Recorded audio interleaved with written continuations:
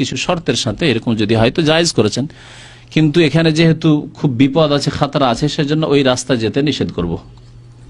অবৈধ অর্থ এবং সুদের টাকা দিয়ে মসজিদ মাদ্রাসা বানিয়ে দিলে এর সওয়াব পাওয়া যাবে কিনা?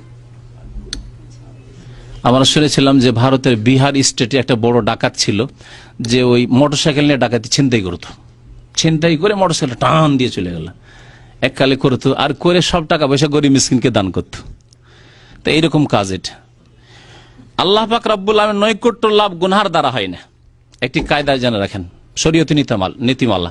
আল্লাহ পাকের কুরবাত মানে নৈকট্য লাভ গুনহার মাধ্যমে হয় না। সুদের টাকা, ঘুষের টাকা দান করা আল্লাহ নৈকট্য লাভ, কিন্তু হারাম দিয়ে হবে নৈকট্য লাভ? হবে না। সুতরাং হারাম পয়সা আল্লাহর রাস্তায় ব্যয় করলে নেকি পাবে না। ও গুনাহগার যে হারাম খেয়েছে, সুদ খেয়েছে, সুদখোরই থাকবে, ঘুষখোর ঘুষখোরই থাকবে, এবং ঘুষ খাওয়া সুদ খাওয়ার জন্য জাহান্নামে যাবে। আর যারা জানে না লোকটির হালালও ইনকাম আছে, হারামও ইনকাম আছে, তারা নিতে পারে, নিয়েছে। কিন্তু যদি দেখা যায় লোকটির সমস্ত ইনকাম হারাম, তাহলে নেওয়া জায়েজ না। একটা লোকের সবকিছুই ইনকাম যদি হারাম হয়, মানে সুদের কারবার ছাড়া আর কোনো কারবারই নাই, তাহলে তার কাছ থেকে চাঁদা নেওয়া জায়েজ নয়।